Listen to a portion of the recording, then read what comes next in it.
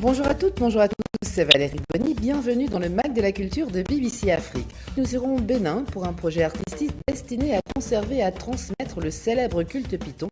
Il se perpétue à Ouiga depuis des siècles, mais s'étiole peu à peu. Et puis beaucoup de gens connaissent la ville de Ouidah et son culte des pythons. Ce sont des rites qui existent depuis le XVIIe siècle, mais peu à peu la transmission se perd. C'est pour conserver et perpétuer ce patrimoine cultuel que le projet Le Masque de Python est créé. Wilfried Unge nous en dit plus.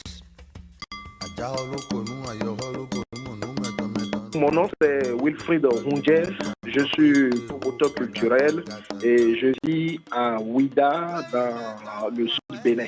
Le culte python est une tradition instaurée par les pères fondateurs de l'ancien royaume Ouidah qui est aujourd'hui la ville de Ouidah.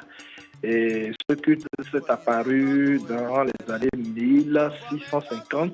Donc, au cours d'un affrontement, il se raconte que le python a surgi de la brousse et a prêté main forte aux guerriers du roi et Ouidah. Hier à aujourd'hui, le culte a beaucoup perdu lorsque le pontife d'Abomey a installé son hégémonie. Mais il a aussi le fait que Ouidah a été très tôt en contact avec les navigateurs européens, les missionnaires et autres.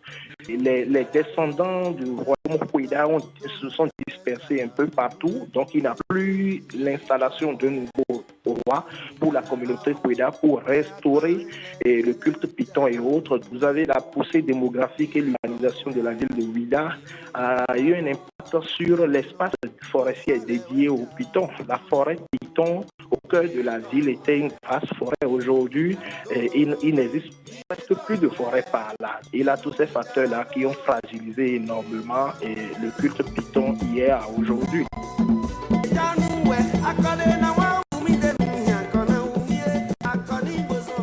Moi-même, je suis descendant de la communauté Ouidah, donc je me suis dit qu'il serait important de restituer l'histoire d'une autre manière en créant aujourd'hui le masque python, ce qui n'existait pas. Donc aujourd'hui, pour ceux qui ne sont pas des adorateurs du culte python, au moins peuvent apprécier et soutenir une création artistique partie de l'histoire d'une communauté aussi célèbre que le royaume Ouidah.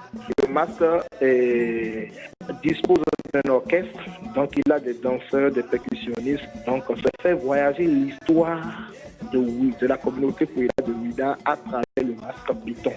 Et nous avons précisé que ce n'est pas un masque sacré. Nous ne voudrions pas que ça tombe dans le sacré pour permettre à toutes les communautés du monde de s'approprier d'une création artistique et non d'une religion.